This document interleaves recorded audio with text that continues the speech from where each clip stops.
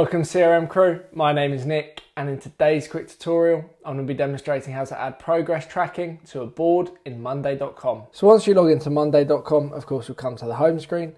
Now from here you want to head over to Workspaces and then go to the group or the board you want to use, and then go to the group that you'd like to add your progress tracking to. And then on this group is going to be my example.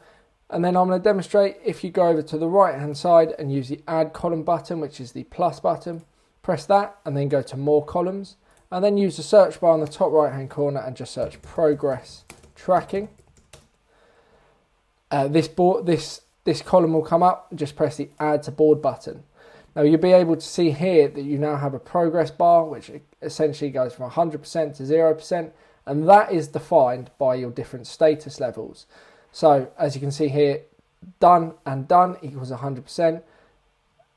Stuck and working on it equals 0%, and one done and one stuck equals 50%. And as you change your statuses from working on it, for example, to done, then the progress board will update automatically.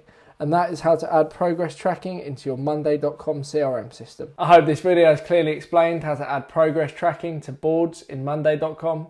If you do have any further questions, please drop me an email. My details are in the description below.